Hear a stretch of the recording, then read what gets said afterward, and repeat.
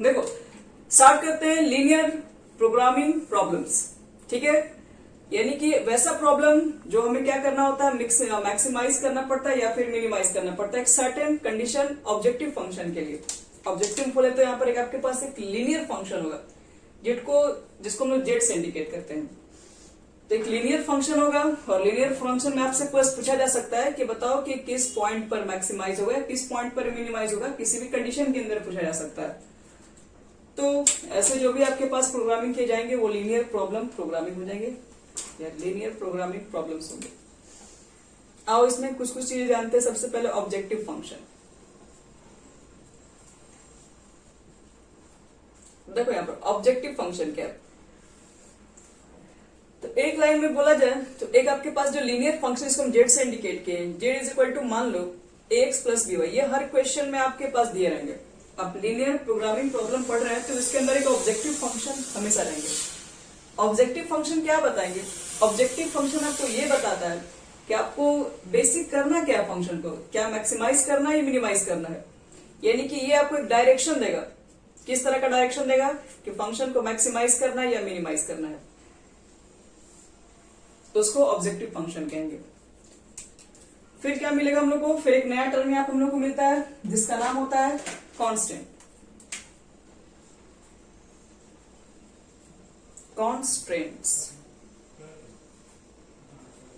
Constants क्या होता है, तो कॉन्स्टेंट्स आपके पास होता है एक रिस्ट्रिक्शन होता है।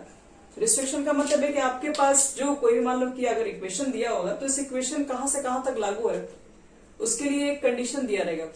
तो वही कॉन्स्टेंट्स का मतलब आपके पास यही है। शॉर्ट में अगर कहा जाए तो बोलते हैं कि रिस्ट्रिक्शन, रिस्ट्रिक्शन होना चाहिए। रिस्ट्रिक्शन जो होता है जो प्रॉब्लम्स के अंदर, जो कि हम लोग जनरली लेके चलते हैं कि हमारे पास कोई इनइक्वालिटीज रहता है और इनइक्वालिटीज के अंदर आप कोई भी इक्वेशन देखोगे अगर लिखा हुआ है कि x प्लस वाई की वैल्यू अगर 0 से बड़ी है तो ये एक आपका रिस्ट्रिक्शन दे दिया है, मतलब कि आपको जब भी वैल्यू यहाँ पे रखना है वो क्या है, 0 से बड़ा होना चाहिए। तो इस तरह के जो भी आपके पास गिवन कंडीशन होते हैं उसको बोलते हैं कांस्टेंट, जो कि हमें बताता है कि आपके पास कोई भी जो भी इक्वेशन है वो कहां तक काम कर सकता है, उसकी रिस्ट्रिक्शन कहां पर है। तो वही सब क्या है, कांस्टेंट होते हैं। कांस्टेंट एक इक्वेशन एक एलपीपी के अंदर बहुत सारे मिल सकते हैं, एक ही क्वेश्चन के अंदर 1 2 3 4 भी हो सकते हैं। बस यही दो चीजें आपको मिलेगी। पहला मिलेगा ऑब्जेक्टिव फंक्शन जो कि आपको बताएगा कि फाइनली करना क्या है, फंक्शन के अंदर मैक्सिमाइज पॉइंट चाहिए, मिनिमाइज पॉइंट चाहिए। कॉन्स्टेंट्स जो कि आपके पास कंडीशन दिया रहेगा, आपको क्या सारे कंडीशन को एड अप करके फिर जाके उसको क्या करना है, फिर जाके हमको उसका ग्राफ बनाना होता है। तो एक क्वेश्चन ही सिर्फ सॉल्व करेंगे और एक क्वेश्चन से आपको आइडिया हो जाएगा कि काफी इजी चैप्टर है। भले ही डेफिनेशन से कुछ लग रहा होगा लेकिन चैप्टर में कोई दम नहीं है। चलो बच्चे लोग एक क्वेश्चन ले लेते हम लोग हैं। देखो एक क्वेश्चन क्या है, चलो एनसीईआरटी का पहला क्वेश्चन एक्सरसाइज 12.1 का ले लेते हैं। एक्सरसाइज 12.1 का फर्स्ट क्वेश्चन। देखो क्वेश्चंस क्या है आपके पास, कह रहा सॉल्व करना है, solve the following linear problem programming problems graphically, maximise करना है। पहले तो प्रॉब्लम को आपको क्या करना है, मैक्सिमाइज बताना है और मैक्सिमाइज के लिए z की वैल्यू दी हुई है 3x प्लस 4y और आपके पास जो सब्जेक्टेड टू कॉन्स्टेंट्स है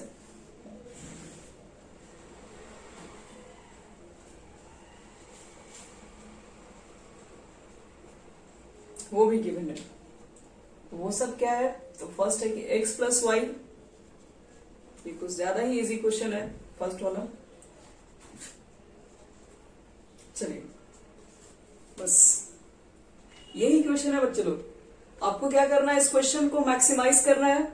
z की वैल्यू दी हुई है और कांस्टेंट भी आपके पास क्या क्या कंडीशन है कि आपको जो ग्राफ वगैरह लेना है उसके लिए रिस्ट्रिक्शन कंडीशन ये है। तो चलो ग्राफ खींचते हैं और बता देते हैं कि किस पॉइंट पर मैक्सिमाइज वैल्यू उसको मिलने वाला है। तो सबसे फर्स्ट देखो कैसे इसको सॉल्व करेंगे। तो आपका सबसे पहला काम होगा, जो मैक्सिमाइज होगा आपको मानना है उसको ऑब्जेक्टिव फंक्शन। ऑब्जेक्टिव फंक्शन का मतलब है कि आपको क्या निर्देश दिया गया वो बताइए। तो निर्देश दिया गया हमको मैक्सिमाइज करना है। तो लिख देना ऑब्जेक्टिव फंक्शन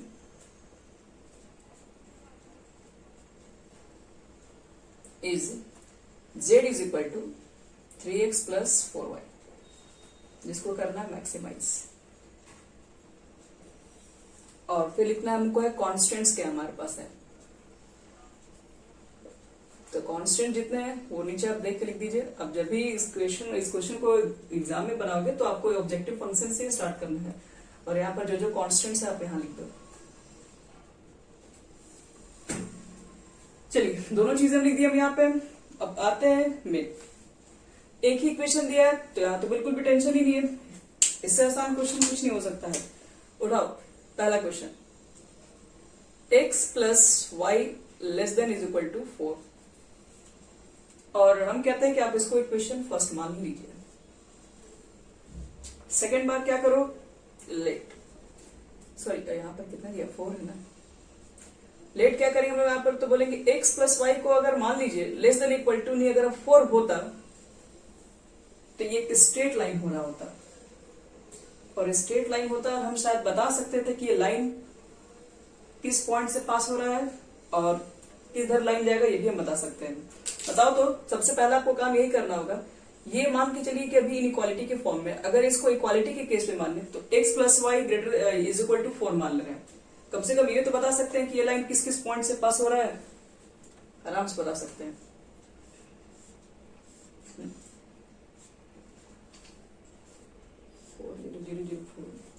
आप ध्यान से, अगर x का पहले y की वैल्यू अगर हम 0 पुट कर दें तो x की वैल्यू 4, और अगर x की वैल्यू 0 पुट कर दी जाए तो y की वैल्यू 4। तो ये पहला पॉइंट खींच दो, लिख देना द इक्वेशन ऑफ लाइन, लिख दीजिएगा x plus y is equal to 4 passing through the point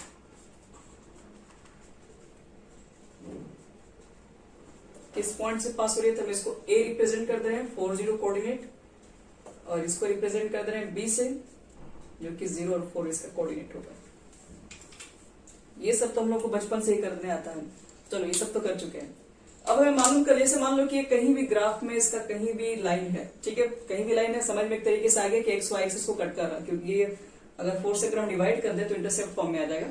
लेकिन मान लो कि अगर ये लाइन हमें मालूम चल गया ये कहां पर है, अब हमें ये चेक करना है, क्योंकि हमारा क्वेश्चन तो ये नहीं है, हमारा क्वेश्चन तो ये दिया हुआ, एक तरीके से कहा जाए तो ये भी मेरा स्ट्रेट लाइन ही है, लेकिन अब यहाँ पर जो सैडेड पार्ट है ये 4 के इक्वल रहेगा तो वो लाइन को रिप्रेजेंट करेगा सिर्फ, लेकिन ये 4 के इक्वल नहीं है, 4 के इक्वल भी है, उससे कम भी लेने के लिए बोल रहा है, मतलब 4 वाला तो लाइन ही रिप्रेजेंट कर रहा होगा। x plus y is equal to अगर हम 4 लेंगे तो एक लाइन है पूरा, लेकिन x plus y less than 4 के ऊपर बात कर रहे हैं, तो इसका मतलब है कि बहुत सारे पॉइंट मिलने जाएंगे अभी, और बहुत सारे पॉइंट मिल सकते हैं, तो सब सारे पॉइंट्स किधर लाइज करेंगे वो चीजें चेक करना है पूरा। जैसे एक नॉर्मल तरीके से हम बताएं, अगर अभी ग्राफ खींच नहीं रहे, अभी सिंपल से समझा रहे हैं, मान लो कि ये मुझे मालूम चल गया ये 4 0 है और ये 0 4 है, ये समझ में मुझे आ रहा है, लेकिन ये तो इसके लिए कंडीशन पे है, यहाँ पर लेस देन का भी कंडीशन है, तो लेस देन का मतलब अब यहाँ पर ये हो गया कि और भी जो पॉइंट्स हम लोग पुट करेंगे सारी कंडीशन को फॉलो करते हुए, तो क्या वो सारे पॉइंट्स इधर लाइज करेंगे या इस लाइन के इधर लाइज करेंगे, अब ये चेक करना है हमें। तो हम लोग क्या करेंगे, नॉर्मली इसमें एक ऐसा पॉइंट को रखेंगे जो कि हमें एकदम 100% पता है कि ये पॉइंट इस लाइन के कहां पर है। तो एक पॉइंट जो सबको मालूम होता है, जैसे कि ऑरिजिन, ये सबको मालूम होता है कि कहां पर होगा, तो ये पॉइंट हम लोग यहां पर रख के चेक कर लेंगे। अगर कंडीशन फॉलो कर गया, मतलब सेटिस्फाइड कर गया, तो इसका मतलब है कि ये जो पॉइंट है इस लाइन के मतलब अंदर ही पड़ेगा, इसका मतलब है कि सारा जो पॉइंट होगा वो इस लाइन के अंदर ही लिया जा सकता है। अगर 0 0 रखने पर सेटिस्फाई नहीं करेगा, तो इसका मतलब है कि इस लाइन के आप नीचे नहीं जा सकते हैं, क्योंकि नीचे वाला पॉइंट सेटिस्फाई नहीं कर रहा, तो इस लाइन के फिर ऊपर जाएंगे, कहोगे कि नीचे नहीं, यहाँ पर कोई एक भी सेटिस्फाई कर सकता है, तो ऐसा कहीं नहीं मिलेगा। अगर एक पॉइंट पर नहीं किया तो ऐसा नहीं कि उसमें दूसरा पॉइंट रखोगे तो कर जाएगा, ऐसा नहीं होगा। अगर एक भी पॉइंट पे नहीं कर रहा है, इसका मतलब है कि वो नहीं कर रहा होगा वहां, चाहे आप कोई भी पॉइंट रख के देखिए, ग्राफिकल बनाओगे एग्जैक्ट समझ में आ जाएगा। तो फिर ऊपर रख के चेक करेंगे, इसके बाद वाला कोई भी पॉइंट, इसके बाद वाला अपने से एक आइडिया लेना पड़ेगा, तो वो क्वेश्चन से समझ में आ जाएगा।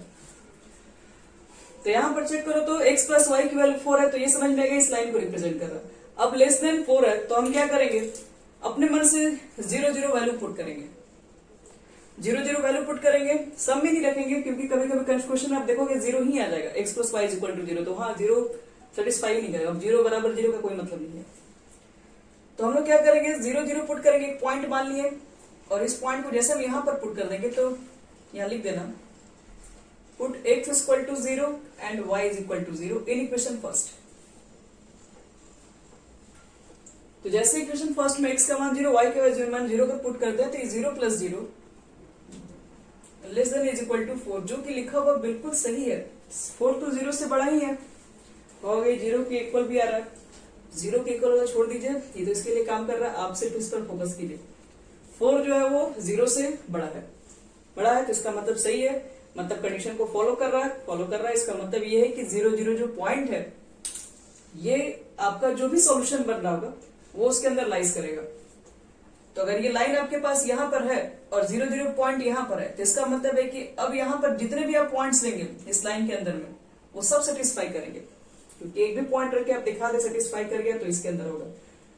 अब अगर कोई बड़ा भी पॉइंट निकाल के आप चेक कर सकते हैं, वो आपको समझ में आएगा कि इस लाइन के बाहर है। जैसे कि देखने से क्या लग रहा है, x की वैल्यू 5 बाहर होगा और y की वैल्यू 6 बाहर होगा, और 5 6 रख दोगे तो जाहिर सी बात है यही ग्रेटर हो जाएगा, तो कंडीशन को सेटिस्फाई नहीं करेगा। तो इसका मतलब है इस लाइन के क्या बोल देंगे, ऑरिजिन जो होगा, ऑरिजिन एक तरीके से कह देंगे कि इसके क्या होगा, इसके सॉल्यूशन में आ जाएगा, इसके सॉल्यूशन में, इसलिए सैडेड होगा। इसका जो सैडेड जो रीजन आएगा वो बोलेंगे क्या, इस लाइन के एक तो बोलेंगे बिलो होगा और दूसरी बात ओरिजिन के नजदीक होगा। तो देखो इसको क्या लिखेंगे, पहले यहां तक पहले लिख लो, उसके बाद बता रहे हैं इसके बाद क्या स्टेटमेंट यूज करेंगे। यहां तक हो गया सबका, चलिए तब देखो इसके बाद क्या यूज करेंगे, यहां तक लिखने के बाद। तो मेरा आया था 0 less than is equal to 4, तो विच इज ट्रू, जो कि एकदम सही है, ये सब लिखना पड़ेगा आज जब। Therefore origin lies in the region, बोल सकते हैं ओरिजिन जो होगा वो लाइज करेगा रीजन में, जो आपका जो भी मतलब साइड रीजन होगा उस रीजन के अंदर ओरिजिन आएगा। अब ओरिजिन आएगा तो ओरिजिन के बाद हम लोग क्या करेंगे, साइड करेंगे, ये हमारा काम होगा। ये हो गया पहला इक्वेशन से जितना बात कर सकते थे इसके बारे में बात हो चुका है, इससे ज्यादा आप कुछ नहीं। अब बात करते हैं सेकंड वाला इक्वेशन। यहाँ पर जितने इक्वेशन होगा आपको सबके बारे में थोड़ा बहुत बताना होगा, तब जाके फिर लास्ट में इसका ग्राफ खींचते हैं, उसके बाद फिर चेक करते हैं मैक्सिमाइज क्या होगा। चलो सेकंड कंडीशन दिखा जाए। सेकंड कंडीशन हमारे पास क्या है, तो दिख रहा है कि x की वैल्यू ग्रेटर देन 0 है। चलो रख देते हैं x की value greater than is equal to 0। तो x की वैल्यू 0 के इक्वल है तो समझ में सबको आ रहा है ये x की वैल्यू 0 कहां पर होगी, तो y एक्सिस पे। तो एक तो समझ में आ रहा है कि जब 0 के इक्वल होगी तो y एक्सिस पर होगा, और x की वैल्यू जब 0 से ग्रेटर है मतलब 2 है 3 है, या तो ये y एक्सिस होगा या तो ये y एक्सिस के राइट साइड होगा, लेफ्ट साइड तो नहीं मिल सकता है ना। इस इक्वेशन को देख के क्या बोल सकते हैं, x greater than is equal to 0, ये जो भी आपके पास जो साइड रीजन बताएगा एक तो y एक्सिस पर होगा उसका पॉइंट, या फिर y एक्सिस के राइट साइड होगा, क्योंकि 0 से बड़ा जो होगा वो पॉजिटिव होगा और x पॉजिटिव जो मिलेगा सब इधर राइट साइड मिलेगा। तो देखो इसको क्या लिखेंगे, x greater than is equal to 0 is the region to the right side of y axis. बस यही चीजें जो बोले वही चीज लिखना है बस, और कुछ नहीं इसमें।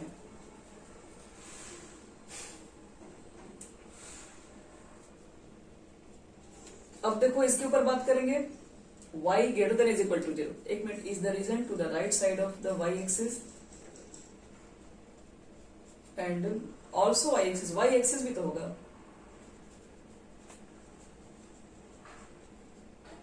y एक्सिस इटसेल्फ पूरा लिखना पड़ेगा। x greater than is equal to 0 is the reason to the right side of y axis and also y axis itself.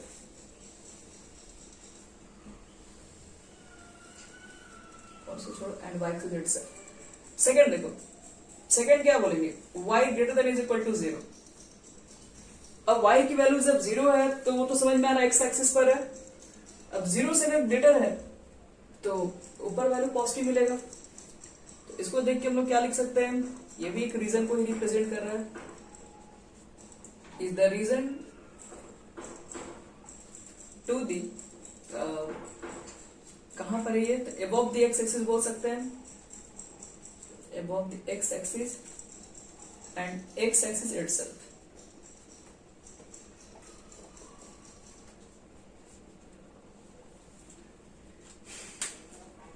ये हो गया इस लाइन के बारे में।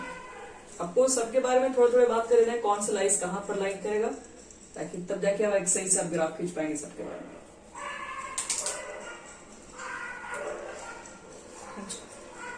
तो मिटा दो इसको, हो गया ये पूरा। अभी तो एक ही दिखाया है पुराना इक्वेशन, अभी आगे बढ़ो, इसमें एक साथ तीन तीन इक्वेशन तो रहेगा ही, ये तो सब में रहेगा, ये तो एकदम याद कर लो, ये सब में रहेगा। मिटा रहे बच्चों लोग, हाँ। अब देखो इसमें, अब इसके ग्राफ को थोड़ा अच्छे से समझना होगा। अब यहाँ पर एक ही ग्राफ है, इसलिए बहुत ज्यादा हमें कोई टेंशन की बात ही नहीं है। आइए ग्राफ को देखते हैं। ग्राफ पे हमको सिर्फ 2 ही पॉइंट मिला ही है, कौन कौन सा, एक दिखाई दिया ए, नहीं ए वाला यहाँ था, ये बी था। ए का कोऑर्डिनेट कितना लिए थे 4 0, और बी का कोऑर्डिनेट था आपके पास 0 4। बस लाइन ड्रॉ कर दो, इसके लिए लाइन ड्रॉ कर चुके हैं हमें, x plus y equal to 4 के लिए, ये भी ध्यान रहे।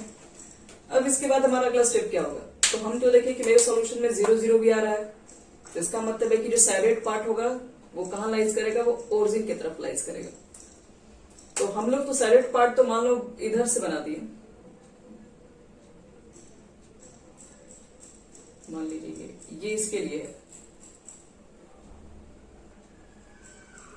ध्यान में रखना एक चीज और, ये इक्वल टू भी है तो ये भी होगा, इस पे भी सारा पॉइंट होगा, ये नहीं कि इसको छोड़ देना है, ये भी है तो ये भी इसके ऊपर आप चला दे रहे ग्रीन ग्रीन, ताकि समझ में आए कि यही भी इसको छोड़ना नहीं है।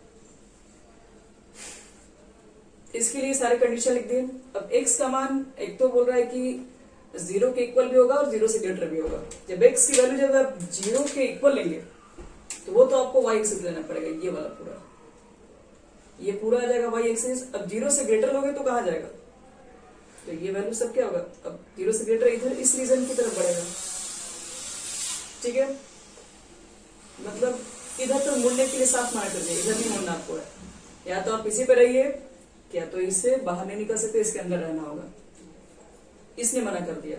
इसने क्या बोला, इसने बोला कि y का मान 0 है, यानी x एक्सिस आपको लेना है, ले लीजिए, और y 0 से बड़ा तो ऊपर जाएगा, यानी ऊपर वाला वैल्यू आप ले सकते हैं,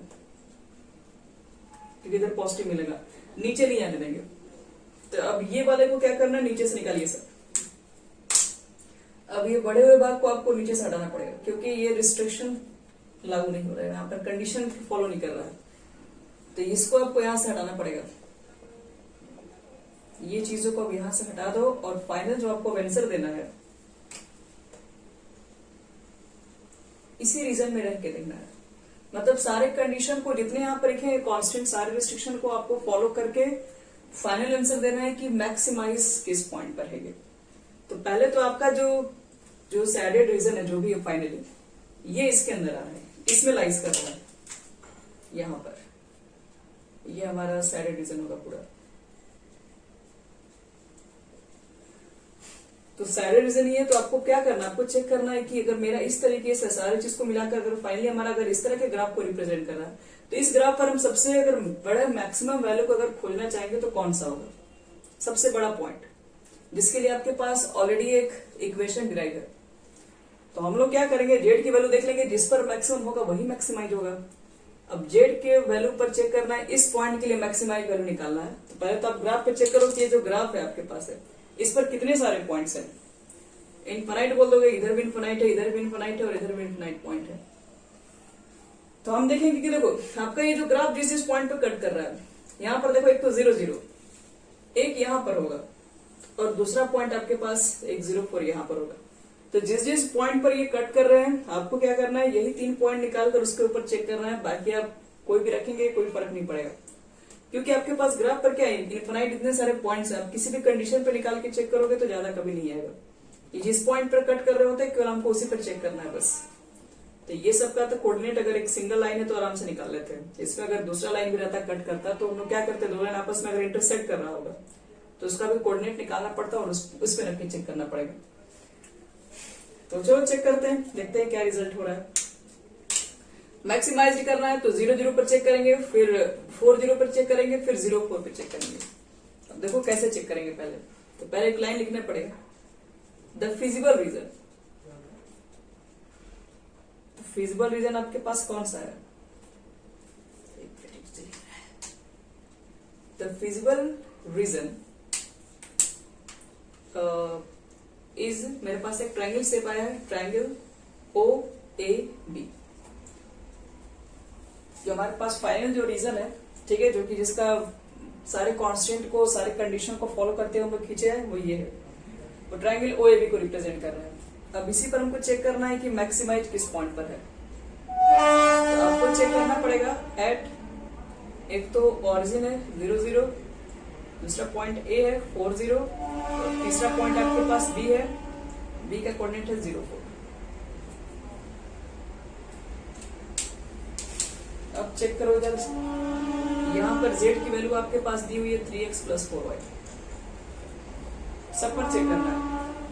Z की वैल्यू क्या, हमें x की वैल्यू 0, y की वैल्यू 0 पुट करोगे तो Z की वैल्यू 0 आएगी, तो ऐसे ही मालूम चल रहा है कि मैक्सिमाइज नहीं है। x की जगह पर 4 पुट करोगे तो 12 हो जाएगा, ये क्योंकि y तो 0 है। और यहाँ पर 0 4 रखिएगा तो ये हो जाएगा 16। तो Z की वैल्यू निकलने के बाद फाइनल हम लोग ये डिसाइड कर लेंगे कि मैक्सिमम वैल्यू किस पे आ रहा है, और जिस पर मैक्सिमम वैल्यू आ रहा होगा वही हमारा आंसर होगा, क्योंकि वही तो पूछ रहा है आपसे मैक्सिमाइज किस पर होगा। लिखना मैक्सिमम वैल्यू, तो हमने तो वही लिख रहा है, maximum value of Z is equal to 16 at किस पर, 0, 4 पे। बस हमारा यही आंसर है। आंसर तो मेरा खैर 16 ही है सर।